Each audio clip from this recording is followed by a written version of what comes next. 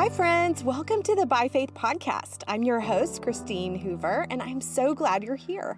Each week this season, I'm talking with a guest about how they are pursuing devotion to God by fighting sin and learning to delight in Him. Through their stories, we are learning how we too can fight for wholehearted allegiance to King Jesus. As you've heard me talk about so far this season, my new book, With All Your Heart, goes right along with this theme. You have a few more days to join my launch team for the book, and I'd love to have you on my team. My launch team is open to anyone who pre-orders the book, and if you join, you'll get an immediate download of the book, entrance into a private book club hosted by me, where we'll read and discuss the book together, and some extra courses and podcast episodes where I'll share the false allegiances I'm fighting and help you learn how to apply lessons from the book. To find out how you can join the launch team, visit christinehoover.net. And remember, you must sign up by February 10th. This episode was sponsored by the Good Book Company, publishers of Teach Me to Feel by Courtney Reisick. In these honest, personal, and uplifting meditations on 24 selected Psalms, Courtney Reisick looks at emotions we all experience, ranging from shame, anxiety, and anger to gratitude, hope, and joy. For each, she shows how the Psalms give us permission to acknowledge how we feel before God and how they can help us to use those feelings productively and faithfully. Pick up a copy at thegoodbook.com or wherever good books are sold. I'd also like to thank B&H Publishers for sponsoring this podcast, publishers of Journey to the Cross. In Journey to the Cross, you will be guided through 40 days of encouragement that will help prepare your heart for Easter during the season of Lent. Through scripture, short essays, encouraging stories, quotes, reflective questions, and prayers, you will be pushed to set aside the chaos and concerns of everyday life in order to focus on Christ. Whether you're a lifelong believer or a new one, any woman looking to find more meaning in the weeks leading to Easter will find it in Journey to the Cross, available wherever books are sold. My guest today on By Faith is Shona Murray. In 2003, Shona was diagnosed with clinical depression and severe burnout. You'll hear in our conversation today how she was simply going, never stopping and never refueling until she couldn't go anymore. She began a journey to emotional, spiritual, and mental health that has turned into a ministry to others who find themselves burnt out. Today, Shona addresses our American culture's false allegiance to overactivity at the expense of our God-given limits. She tells us why taking time to refresh and refuel is a way of worshiping God, and she offers us some really practical steps we can implement today, even for those who think their lives are too demanding to have peace and rest. Here, friends, is my conversation with Shona Murray. Thank you, Shona, for joining me on By Faith. I'm so glad to have you. Thank you, Christine. Well, I got to read your book. Is it brand new, refresh? It's about 2 years, approximately 1.5 to 2 years since it came out. I really enjoyed it. It's very helpful, and we're going to talk about that today. But I really wanted to talk to you because I heard your talk that you gave at a TGC conference I guess they had posted it, and I listened to it, and I was so drawn to your story. And so I'm so excited for everyone else, my listeners, to get to hear that today. So thank you. But I'd like to hear where you are currently in life. Tell us about where you are, family, all of that. Okay, so I'm married to David, who is a professor at Puritan Reformed Seminary in Grand Rapids, and that's in Michigan. We are Scottish, as you'll detect from my accent. So we came here in 2007. Prior to that, David had been a pastor in Scotland. We came here with 4 kids, 2 boys and 2 girls. And then 6 years ago, we had another child. And we named him, of course, Scott, for obvious reasons. Or Scott, as the Americans would say. Yeah. So our oldest, the age range 23, 22, the boys, and then 17 and 16, my girls, and then Scott is 6. Wow. So presently, this is my first year where everyone's out of the house early morning, and I have the day to myself, which is interesting. So I'm able to launch out a little bit in life and do some things that are refreshing and refueling for myself. What are the things? Well, I am a medical doctor. I worked as a family practitioner in Scotland. I put that on hold for the last 12 years, and then I'm now working as a medical director for a life insurance company in Michigan.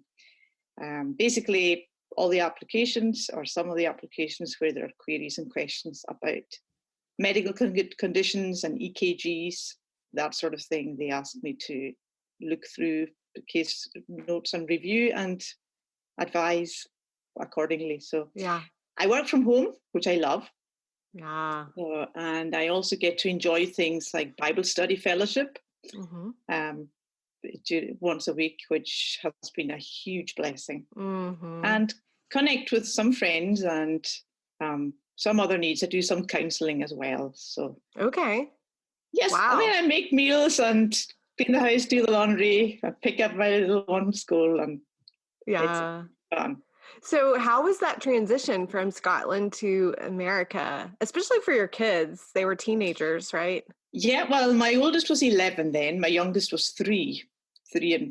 So it was probably the time of life when they could adjust. The boys had not yet reached that adolescence where suddenly the world is very different.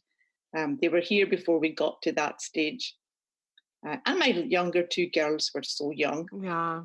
The only, I guess, the big challenge was that just after we arrived, our 6-year-old daughter developed type 1 diabetes. Oh, wow. So that was a bit of a bump in the road early on. But that apart, we adjusted well. Kids love it here. They're more American than the Americans. So our oldest joined the Marines as a reservist. Oh, wow. And they're patriotic, very. But yeah. Does your family still live in Scotland? They do. 3 grandparents live in Scotland, and siblings. Some of David's siblings live in other parts of the United Kingdom. One lives in Florida. So some of them are in different places, but we have to travel to see them. Yeah, which is probably good. I'm sure you miss home some. We do, but we've been blessed with great spiritual family, the Lord's people in this country, and it's actually been enriching to grow in the realization that family is not just blood bonds; it's actually the people of God. Yeah. So, that's great. Well, let's jump into your story, because it was in Scotland where you were working as a doctor. Your kids were a little bitty. And I think you even said you were homeschooling your children. Yes. Yeah. So, will you set that up for us? Set us up the story of where you were when you experienced burnout. Okay. So it was 2003. And at that point, I had 3 kids. I was a pastor's wife. I was working part-time as a family practitioner, doing nighttime on call mainly, once a week day work. I was expecting our 4th child. I had 2 lively boys. They were 7 and 5. And I had an 18-month-old little girl. I was also homeschooling. So that meant that when I came home after doing my doctor stuff, I didn't really take too much time to get recovered. I just went straight into teaching the kids. We'd also gone through a church split, denominational split, about 2 years before that, which had been very traumatic. It had followed a 10-year long saga controversy, which was really draining on everybody. Also, I lived close to my elderly parents. I felt a real sense of responsibility for them.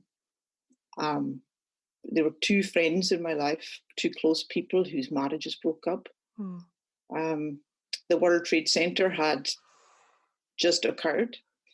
And there was a lot of sad news, sad experiences, post-traumatic stress, I think, from our church division. All these things almost came together at one point when I was at my lowest, pregnant, as most women will connect with. When you're pregnant, think you're not exactly in the best position to deal with a lot of stuff. And I began to experience some physical symptoms, some emotional symptoms. I used to be a very strong multitasking coper. I like to get things done. Spiritually, I loved the Lord. I just wanted to be spent for the Lord. That was what motivated my life. And I viewed, raising my kids, being a pastor's wife, homeschooling, all that, working as a doctor and trying to help people. I love this. It's the Lord's work, the Lord's service. But somehow in the equation, I forgot myself, basically. I began to feel quite sad. Things would make me cry that previously were just trivialities. I began to feel experience fear that came from nowhere. One particular night I was reading a book, realizing that I was tired, I needed to sit and relax. And I felt a real sense of terror just out of nowhere. And I couldn't understand where it came from. My heart was pounding. That sense of just impending doom. I knew it wasn't physical, that this had to be a psychological thing. I wasn't going to die. I lost my appetite, started losing weight. Cognitively, I began to lose my concentration, find it difficult to make decisions.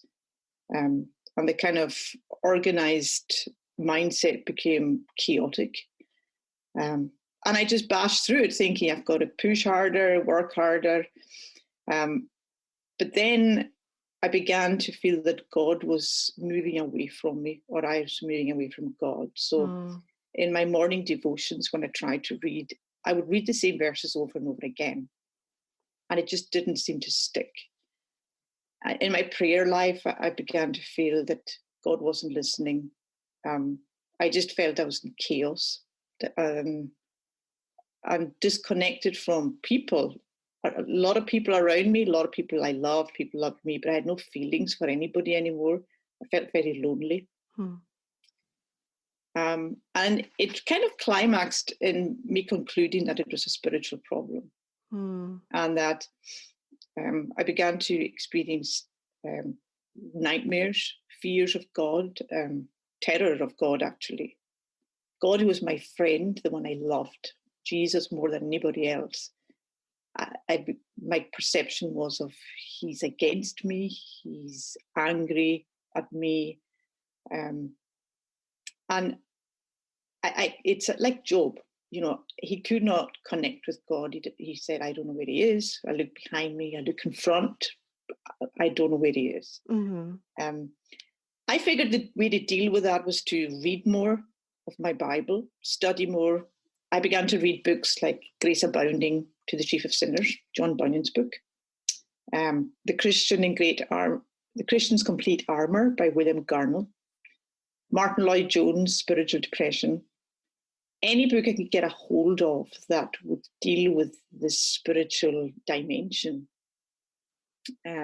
Because were you at the time kind of self-diagnosing that there was some sort of sin in your life, that if you could figure out what that was, that you could confess that, and that you would feel a sense of relief? Yeah, it was actually more a sense of I can't live without the Lord's presence. I see. And these thoughts, these frightening thoughts, and honestly, rebellious thoughts as well, blasphemous thoughts, things that, as if somebody was just putting in my mind that this is not me, I hate these thoughts. And it was like I would say a record player, a CD playing over and over and over the same thing. And it particularly intense when I would try to read my Bible. The most wicked, blasphemous, evil thoughts that just seemed to come from nowhere. And I could not stop them. So I would cry out to God more. So honestly, that was what I was more conscious of. I guess as far as specific sin goes, I was a sinner. I am a sinner. I was a sinner. I knew I wanted to serve the Lord. I knew that was my motive. And actually, I was just confused, distraught, traumatized, not able to figure out where I was at. And I imagine you were speaking to people about it. You were talking to your husband about it, talking to friends. Right. Initially, no. Didn't talk to friends about it. This was my private battle. I figured nobody would understand me. No, I thought there's nobody in the world who would make sense of this. The only person I knew did or would was my dad. And David too. My dad was a pastor. He'd been a pastor for 50 years. And we were very close growing up. He was my spiritual mentor. And I knew that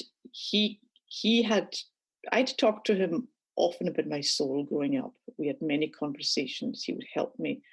If anything, I'm thinking I was a kind of hyper, maybe over-conscientious individual. Always analysing my own thoughts, always questioning my own thoughts, never trusting my own judgment. And at that point, I needed objective input. And I found that helpful. I also, obviously, when you're at rock bottom, your husband's wondering what's wrong with you. So I explained to David as well, I feel my life has come to an end. I think I mentioned this in the book, felt like a ship that had been smashed on the rocks. I got to the point where I didn't think I could function ever again. I wondered, how am I going to get through today? So I talked with him, talked to my dad. Beyond that, I didn't share with anybody. Looking back, that was a mistake. But as you know, as a pastor's wife, you tend to not offload to others. You're supposed to have it all together. Well, sometimes I just feel like I'm very similar personality to you, what you just described. And I want to serve people, and I am a place where people can lay their burdens and talk about things. Yeah. And I'm happy to do that, but it can be hard when you're trying to carry other people's burdens while carrying your own, especially that what you just described. I mean, that is a very deep place of suffering, and it's really hard. You can't carry other people's burdens and carry that at the same time. Yeah. So I can understand why you would feel almost like, I don't even know what I would say or how to describe this, but also I don't even know if I had the energy to tell someone about it. Yeah. And you have to know what is a safe place to go. Right. And that is always a challenge. Yeah. Culturally, we in Scotland are quite a private people as well. We're not, one thing I noticed dramatically different in the US is everyone is out with it, everything, there's no, it's just the mindset, and there's a healthy aspect to that. If my own culture, the kind of more closed, private, don't, keep these walls up around you, I think is unhealthy in the other extreme. So there has to be a balance there. I think I knew my dad was a safe place to go. My husband was a safe place to go. But when I reached that crunch point, and I felt so, there's one thing left I can do, or I just don't know if I'm going to make it. The thoughts going through my mind were very frightening. I was carrying this child. I even at one point thought, if I can just make it to the birth of this child, what happens to me after that does not matter. Except that I was broken primarily by the thought of my children's souls. Who's going to bring them up and teach them the ways of God? And of course, David could, but kids need a mom. Yeah. And that was crippling. I used to look at them and cry, thinking of the mother they had. The poor things. So I woke up at one morning at 5 o'clock in the morning. I couldn't sleep. And this was happening a lot. I'd wake up really early, just anxious, almost like wanting to run out of the house. And I decided I would go and see my own family practitioner to ask her opinion as to what could be done. I figured I had some form of depression, but it was secondary to a spiritual problem. What I didn't realize was that the primary problem was actually clinical depression caused by burnout. So I went to see her and explained. She really got it immediately. And she said one thing to me which was hugely helpful. because I was explaining how I just couldn't pray in any meaningful way other than, Lord, help me, save me. And she said, Shona, this is the time to let others pray for you. And that stuck with me all my life since then. The importance of others praying for you and letting people know that you are struggling. So on that morning, she prescribed an antidepressant for me too, which again transformed my life, among a lot of other things as well. But it certainly was God's gift at that moment in time to make a start on recovery. So did you go and tell people that you needed prayer after that moment? Right. At that point, no. Again, in our culture, it's just not, you just don't do that. You know, you don't, prayer needs are not something you share. I'm not saying any of this is healthy, by the way. I don't think it is healthy. But I guess I was afraid. You know, what does that say about a pastor if his wife's in pieces? What does that say about me as a family practitioner if I'm in pieces? And like, you know, I think you're just so confused. And often I guess I felt the place that was always safe was family. So I obviously shared with my mom, shared with my sister, one of my sisters. But beyond that, no. And as I look back, that was a tough spot. Yeah. So you did say you would go to your dad for advice and mentoring. So what did he say to you during those times? He would encourage me and say, look, I've known you all your life, but I have been watching how busy you were with the kids, all the things you're taking on and have taken on. And he said, your mum and I have just been waiting for you something to give. So they were concerned, and they would spiritually he would advise me and encourage me from scripture, God's promises to hear his own children, that God does not forsake his own, casting your burdens on the Lord and he will sustain you. But he also felt quite strongly that this is not spiritual, this is physical, mental, emotional, with spiritual consequences. And that's why spiritually you are feeling like this, just as like someone who is very ill, very sick. You know, we often say to people, the time to see Christ is not on your deathbed, not when you're so sick and you're dying. Because emotionally, mentally, you're just not able to process these things very well. When you're burnt out and you're physically and mentally and emotionally in pieces, spiritually, that connection, it seems to go from a human point of view, not from God's point of view ever, because God has you right in his hand just when you think you're alone. And as I look back, that's a wonderful thing, that God was always there, never let me go. Another thing my dad would say to me is, Shona, try to look outside yourself. Depression is a very subjective, burnout is very subjective when your emotions are so messed up. And to try and step outside yourself and look at yourself objectively, it looks more at the evidence rather than the feelings. And that was helpful later on, when, again, my mind could process that. Did he mean look at the circumstances of your life and see all that you're carrying? Yes, that was one thing. But the second thing was, look at your Christian life. Look at the things that are true about you. For example, you know, as a Christian, you always have the opportunity to just go back to the world.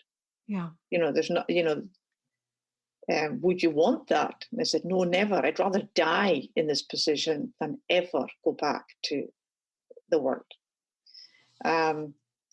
What do you want for your children more than anything else? I want their salvation. I just want them to be saved. Nothing else in life motivates me like that. And that is evidence of grace in the soul. And why don't you stop reading your Bible? I can't. I want Christ, and that's where I'll find him. even if I spend days, weeks, months reading words, not finding anything, I can't let it go. Um, so looking at objective evidence of grace, yes, versus emotional confusion. Yeah. So when you went to your own doctor that day and she says, this is a physical, did she use the word burnout? She used clinical depression, major depression. Mm-hmm. And just because of burnout. Is that what you said? Because of burnout, yeah. What did that make sense to you that day? It did make sense to me, but I still was very fixated on, yes, okay, fix depression, just do that. But unless I have the Lord back, unless I don't know, I'm imagining if you've lived with your husband for 50 years and suddenly he walks out of your life and never comes back again. It felt like that, as if God had literally dropped me off a cliff, or that I'd gone off a cliff and lost contact. Yeah. And it doesn't matter what things you can fix. I want him back. Yeah. So that was, but I figured, okay, I will take antidepressants. I need to do this. It's like a lifeboat. I will, and I'll do all the other things, but as a means of finding the Lord, of getting him back again. Because without that, I'm never going to feel well. Right. Or motivated, or yeah. So that day, did you begin to recognize there were some things that needed to change in your life, in your physical circumstances? I did. Again, when you're in despair like that, there's an intense hopelessness. So when you do take stock and you do take steps, you take them in a sense, it's like faith. You're listening to everyone else's advice who know you and who care for you. And you're convinced that it's not going to change things, but I will do them. Yeah. So I got a cleaner to come and help out once a week at my sister's recommendation. David decided he would try and take on some of the homeschooling, at least the history part, which he liked. So he did a little bit of that. And particularly, I realized I had to take breaks, because I was getting up in the morning, getting up early to read my Bible, and then the kids were up, and it was go, go, go until I fell into bed last thing at night. And that was my life. There was no downtime. There was no time to do anything that was going to fill or refuel my mental, emotional health. And one of the things that I'd always done in my life was exercise. I always loved running, soccer, and all that had gone on hold. So I began to go for walks every day by the ocean. We lived by the ocean. I loved doing that. So I would go away, not trailing 3 kids with me, but leaving them at home. So I was sent out of the house on my own, which was refreshing. So I would go away for an hour along the shore. And it wasn't just a physical exercise. It was the listening to the sounds of nature and seeing visually the power of God in the ocean. We live in a very stormy part of the world, and the dramatic impact of the wind on the weather on the ocean, and the waves crashing against the rocks, seeing the power of God, time to reflect. Often in the winter, really grey, dreary, dark skies. But processing that mentally and reminding myself, yes, but the sun shone last summer and the sun will shine again. That is so absolutely certain. And then reflecting on that spiritually and seeing that this is black, but God did shine before. In my experience, he has the power to do that again. So I began to pray more for, Lord, I need a miracle. I need your power. I became so conscious of God's power alone is going to rescue me out of this darkness. And the birds and the grass and the animals and just things that were tangible, visible reminders of God's power other than just processing everything internally. Mm. Was there a part of you that struggled with taking that time, especially after living this go, go, go life for so long? I think a lot of women especially struggle with how is that not selfish? We hear this, phrase me time, taking me time, and we're told that is selfish, or we don't quite know how to think about that. Can you help us understand, did you struggle with those kinds of thoughts, and how did you begin to see that not as selfish, but as vital to your relationship with the Lord?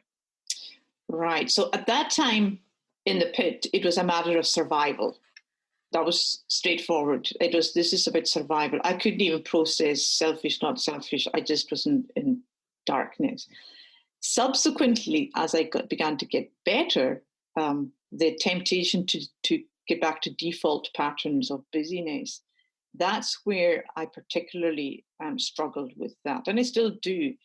This internal voice, especially I think as moms, that tell you it's selfish. Downtime is selfish, me time is selfish. But I think part of that is, I believe it's a devil's lie, because he knows if we keep us busy, burning out, then we're going to burn out and be ineffective. Whereas if you realize that God made us as body and mind and emotions as well as soul, and that we are bought with a price, we are the temple of the Holy Spirit, we belong to God, we have to give cognizance to every part of our humanity and ask ourselves, what does God want me to do to preserve this, to steward this body, to steward this mind so that I can best serve him?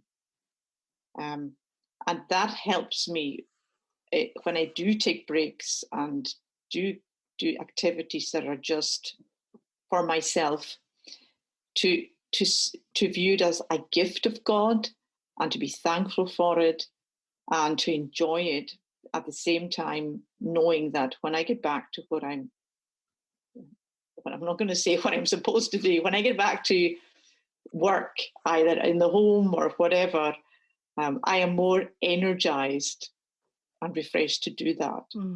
And, they say experience teaches fools. And I've been there so many times when I've gone down that default pattern and, I don't need a break today. If I could just get all this done, then tomorrow I'll catch up on getting breaks. And as moms, we know that just never happens. So you have to schedule the downtime purposely. And for myself, one of the key things is physical exercise. And that is something I now view as important as medication, because the impact it has is huge. Stress has a habit of building up these chemicals in your system. Adrenaline is running around your system as you worry about getting kids to school on time, about getting the groceries home, getting the dinner on the table, meeting up with that person that you're worried about in a counselling context. Physical exercise takes that adrenaline and it literally gets these chemicals washed out of your system. Instead of physically, you're in one position and you're running around mentally, but not physically, it's going anywhere. I would say, even if exercise is not your thing, because we don't walk today, most of us drive, it is vitally important that our bodies are actually moving and exerting themselves. So tell us about the process of healing.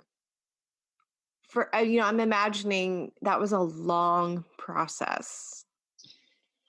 It was, and it came in different stages. The first stage, for sure, was, I've no doubt, as for me, taking stock and slowing down. It's taking antidepressant medication. At that time, I could not sleep past 2-3 in the morning. I had severe anxiety, waking up through the night, and sleep deprivation was huge. So what this did was, after a week or two, the anxiety began to diminish and I was actually able to sleep. and beginning to be able to sleep several nights consistently and deeply, it began the process of emotional mental healing. Mm. And that allowed me to begin to process things in a more healthy way. Mm-hmm. Even when anxiety and terror and fear had gone and I was able to function better, however, I still felt that I had not yet, that distance between God and I was still there. Again, he had not moved 1 inch away from me. It was more to do with my perception. And that took a lot longer. I would say a year, 2 years. It was a very slow, gradual process. And then by the time I did begin to enjoy his presence again, it almost came as a surprise. But as I look back, the key was the physical, emotional, mental recovery that had to come first. And the analogy I use is that it's like a factory that produces something, but the factory is broken. Until you fix it, you cannot produce what it is you're trying to make. And that healing, that repairing process takes longer or has to happen for the spiritual to, because God works through the mind as well. God works through he doesn't have to, but ordinarily he does. So when our minds are broken, our thought processes are broken, our emotions are broken,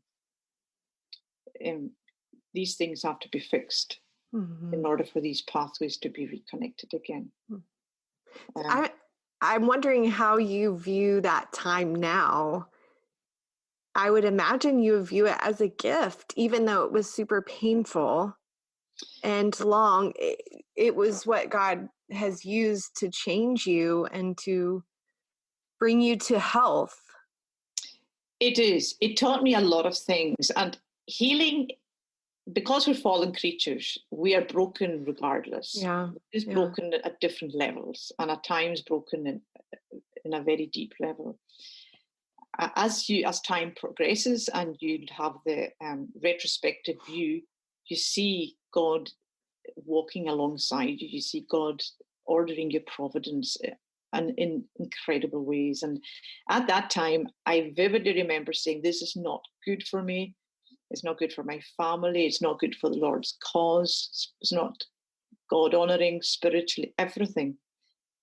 I look back now and I see that it was carefully crafted by God for me, for my spiritual development, but also because of what this particular ministry that it's opened up, which I don't believe I would ever have been involved in had this not happened.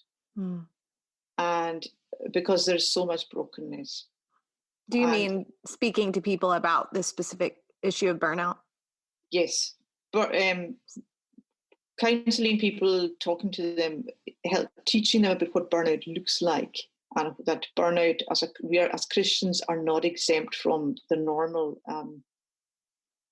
detrimental effects of the fall. Yeah. That our humanity means we will burn out if the right circumstances are there. Everyone has their limits. Even the strongest person on earth has their limits, and Christians have their limits because we're human. But I do want to emphasize that the aspect of medication is it's not enough for someone to be medicated. There are a lot of other things that have to happen too. We have to acknowledge our brokenness, our weakness, our limitations, and humbly submit before God that He is strong and we are weak.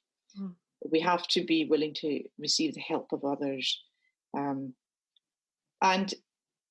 the other aspect is that I want to emphasize sleep, relaxation. I mentioned exercise earlier, eating properly, pacing your life. We are not superhuman. And although we are spiritual and as believers we are God's children, we're not disembodied spirits. Right. We are human. We have this treasure in an earthen vessel. And you have to look after the earthen vessel in order to preserve the treasure. Yeah. You break the vessel, you damage the treasure. That's good. I do think, and maybe I don't know Scottish culture, but I'm thinking of American culture and how we value and prize limitless living. Mm-hmm. And so I'm wondering, as you're counseling people about burnout and the effects of that, how do you see this kind of drive for busyness or activity as an idol for Christians in our culture? Okay, right. So I would look at it in two ways.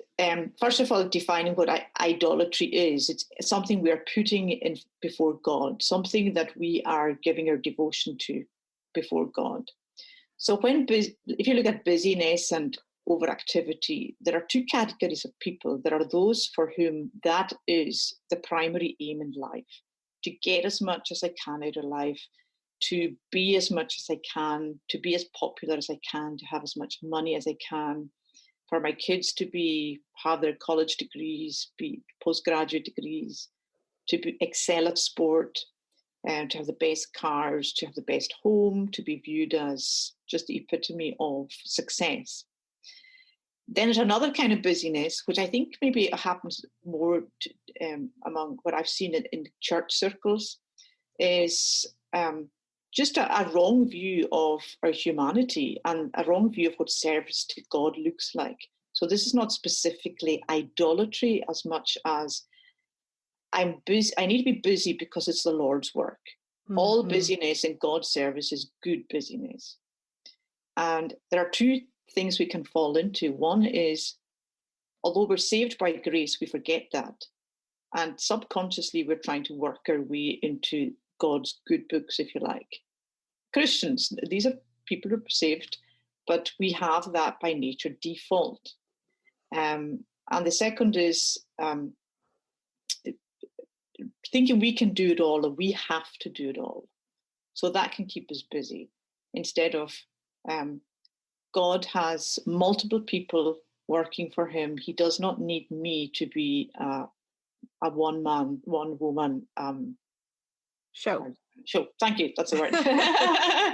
And that's really important. So that can keep people busy with a misguided view of this is God's service. And also, so many of us have read books and heard great stories over the years of great Christian heroes, great Christian women, and it seems like they never slept or they never ate. They would go, go, go. Or Proverbs 31 woman is quoted endlessly as the gold standard, but we make her out to be something that is not quite.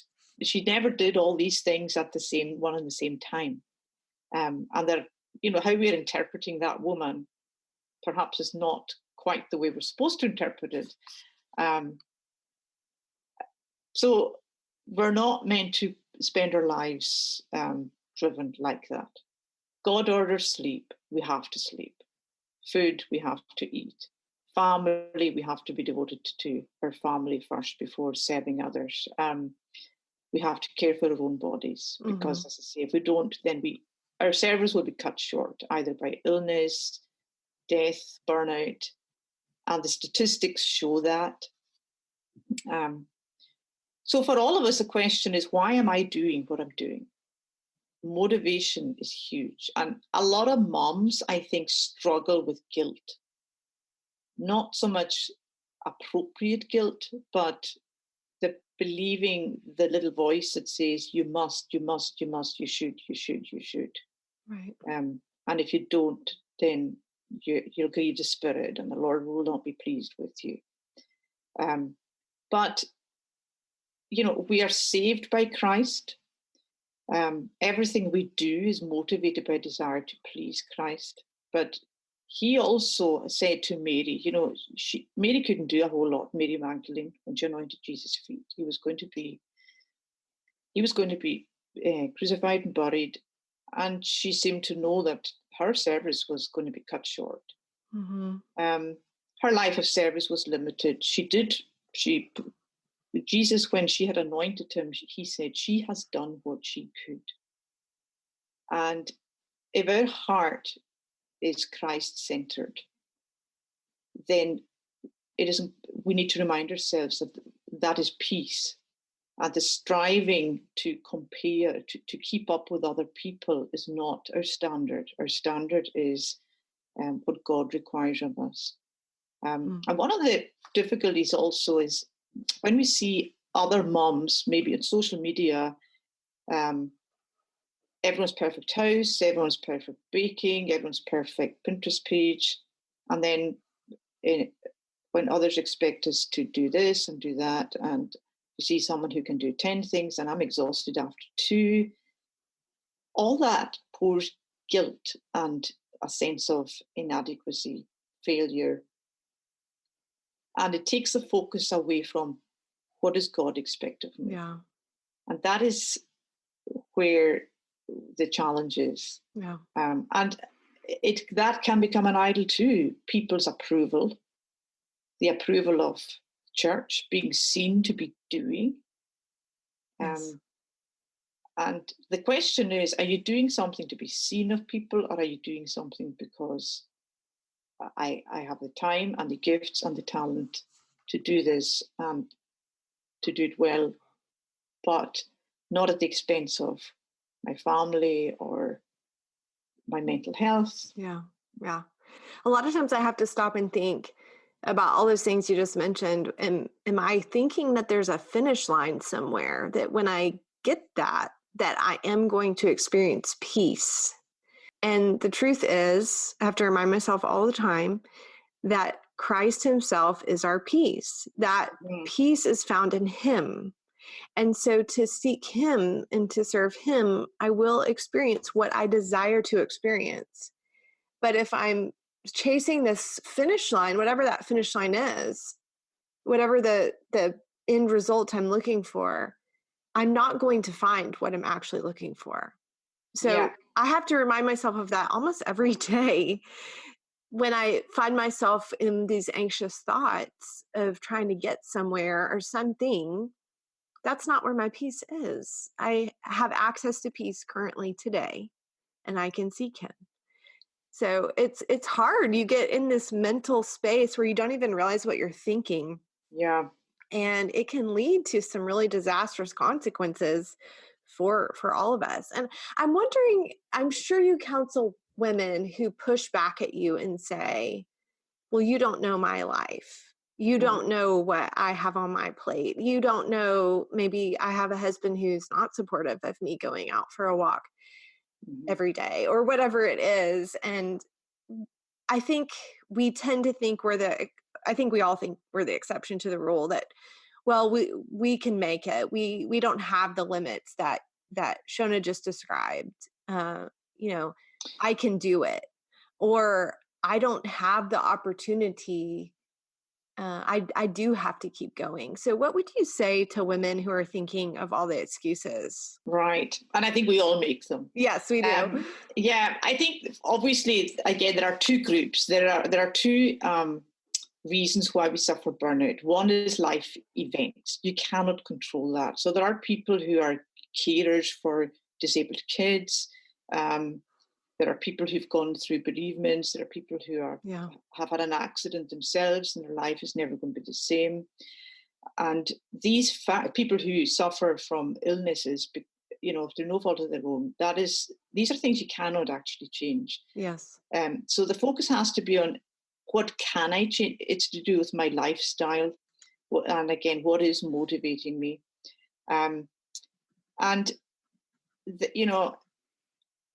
I think it's important to not put ourselves in the victim position and that I'm helpless, there's nothing I can do. There's always something we can do. It's never a point where, certainly as I look at my own life and all the women I counsel, there's always something. Because if you actually look at, and oftentimes I do this, someone will say, I don't know what to do, I don't know why I'm like this. I don't know the reason. I say, well, let's look at your life over the past 2 years. And then you have things like, well, my husband's studying, I've got a baby, I've got to go to work, I've got to, we're trying to make ends meet. And then you have to challenge, well, are you actually meant to be doing all these things at the same time?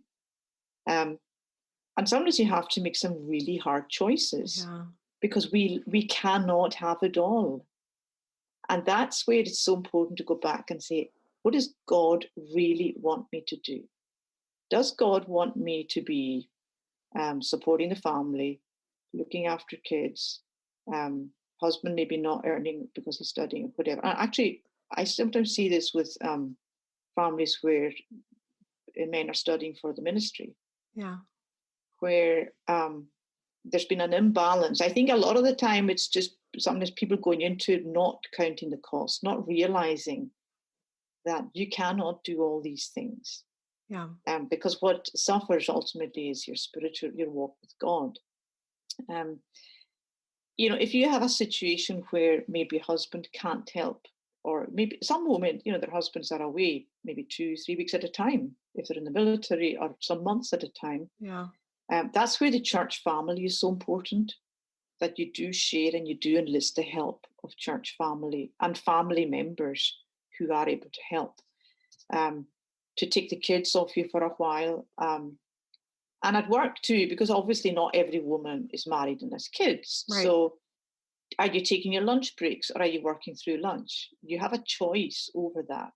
You can actually take that time and discipline yourself to, I won't work. I'll read, I'll listen to music, I'll meet a friend for lunch. And when I go home, I won't take my work home with me. Mm-hmm. For myself, especially here, we became members of the Y. And I was able to take the kids to the Y, and they could slot into the kids program, which, I mean, it did take time and effort to get dressed, get out and go and do that. And battling with the guilt of, but I could use that time to do more housework. Yeah. Or I could use that time to get the groceries done, whatever. But it was actually self-denial, strangely, to go and take that time to have a break. And it may seem strange that it's self-denial, but it's because some of us don't like to sit still for 2 minutes. Yeah. We like to be go, go, go. But so we have to deny self and say, no, I must take this hour to do nothing technological, to disconnect, to be alone with a book or some music and get that productivity noise out of my head. Yes. I'm getting to bed on time. Yes, I could work and do lots of interesting things till midnight, till 1 o'clock in the morning. But God commands me to take care of my body. So I need to sleep. I need to say, look, I've done what I could today. What I don't get done, the Lord will take care of. And what doesn't get done, God will still take care of. It doesn't all depend on me. Right. Yes. And that's a lesson we have to learn. Yes. Moms might think they are the linchpin of life and the family, but God is. God has to be. And also get someone on your side. If your husband, a lot of us do, our husbands know when we're pushing our limits and we're getting tired. And I've seen my own husband, David, say, right, 8 o'clock, you're done. So no matter what's left to do, you're sitting down for the rest of the night. And I think if you can talk to your husband like that, if you can relate to him and he's good at connecting with you like that, then say, I want you to tell me for the next week at a certain time, drop everything. Yeah. So you get someone alongside to help. Even girlfriends that you have. Talk to one another. Hold each other accountable. Yes. Did you have your 1 hour yesterday? Well, I didn't actually. I was this, that. Well, in that case, you've got to have 2 tomorrow. Yeah. And I want to know what you did in these 2 hours. And you can make it fun, but you can also make a huge impact on your life. Yes. Yeah. And I'm thinking of single women too. You mentioned that a while ago. I have some really good friends who are single, and sometimes I need them to ask me those questions, but they need that from me as well, because they have more available time, and I see this pull on them to want to serve the Lord and serve the church, but sometimes to the point of they're not taking time to rest and to enjoy the Lord and enjoy relationships. And so I think it's important that I like that you brought in the community aspect, that we are speaking to one another about these things instead of pressing and I don't think we do it consciously, but sometimes this value of activity and busyness, we can sometimes communicate that to one another. And how wonderful it would be if we went the opposite way and said, are you taking time to enjoy the Lord and enjoy relationships and to rest and sleep and, those kinds of things? How often do we ask each other that? I don't know that I do that enough with my friends. We probably should do it more. And I think single women particularly are under a unique pressure. Single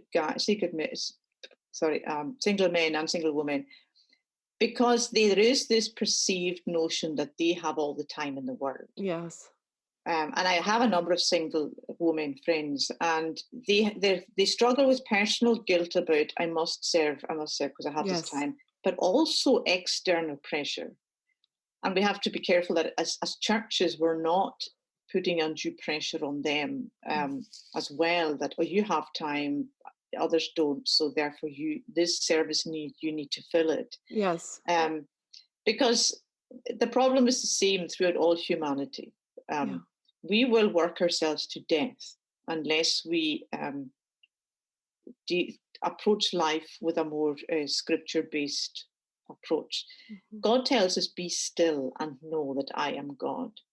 And in a society where stillness is so hard to find, then we won't enjoy God's presence. We will miss the beauty of his creation because we're so busy, actually sometimes so busy taking photographs with our cell phones that we're not actually admiring the beauty. Yes. And sounds like if aliens came down here, they'd think you're crazy, you human beings, but that's what we do. Mm-hmm. We need to record every moment. We feel we need to account for every moment. But what we're lacking in our society is just the nothing moments where you sit and you just think and you listen to the wind. You watch the rain pouring to snow wherever you live. You watch the ocean, you look at the trees, the birds. We're missing a huge part of meditational material when we don't stop. Yeah. It's interesting, we have a lot of African students come to the seminary that David teaches at, and time is not a thing for them the way it is for us. And so many of them are always smiling. You never get the impression that they're harassed, because in their culture, 10 o'clock could be 11 o'clock. They don't have this obsessive time mentality. Life is simpler, and I think probably healthier. So we in some senses pity the other countries where they don't have all the technology, they don't have all the wealth. But believers in that context may have a wealth that we don't have, and that is time and deliberate pondering, reflecting, spiritual wealth. Yeah. And we can learn a lot from them by trying to learn some of that. One other thing I would add is the Lord's Day is such a vital part of our lives. God gave us 6 days to work, 1 day and 7. To use the Lord's Day to refresh our bodies, taking that rest, and to refresh our souls is a matter of worship, a matter of honouring God. It's a huge aspect of serving the Lord. So prioritizing the Lord's Day is step one in breaking the obsessional busyness activity cycle. And I think if we don't do that, then whatever else we try to do is not going to work, because sometimes we say, well, I wonder what God's will is for this or that. Well, we know what God's will is for the first day of the week, and that's to rest. Mm-hmm. So using that day with the Lord's people, with our families, sitting down together, having dinner together, talking about what God has done in our week together, these are times of great opportunity for spiritual well-being, refueling, and will make us serve better. Yeah. As well. And all these things that you're talking about are things that we naturally crave. We crave community. We crave rest. We crave being able to reflect on the beauty of God and enjoy Him. And so this has been really helpful for me, but I hope also for listeners just to stop and think, well, if that's what I want, what are some intentional steps that I can take to receive the gifts that God is trying to give me? And I think your book, I don't think I mentioned the title. It's called Refresh, Embracing a Grace-Paced Life in a World of Endless Demands. It's very helpful. It tells some of your story, but also it's just practical things. So I would definitely encourage listeners to grab a copy of Shona's book, and that'll help get the juices flowing of how people can intentionally make some steps today. So thank you, Shona, for joining me. This has been really, really helpful. Thank you, Christine. It's been my pleasure. Shona's book is called Refresh, and I highly recommend it as a practical resource for anyone wanting more help in living wholehearted before God. Friends, don't forget to head over to my website, christinehoover.net, in order to sign up for my launch team. I can't wait to dig in deeper with you about how our false allegiances, such as overactivity, as we talked about today, keep us from the joy and peace Christ offers us. Join me next week as I talk with Rebecca Bender. Rebecca was a victim of human trafficking, bought and sold for 6 years in Las Vegas. She longed to be loved by her boyfriend who led her into sex trafficking, and she eventually developed a love of money that contributed to her remaining ensnared in prostitution. Rebecca eventually met the Lord and now helps other victims of sex trafficking. You are going to love this conversation with Rebecca and learn from her how she's rejecting shame and the love of money and finding love in her relationship with God. Until then, friends, have a great week and keep walking forward by faith.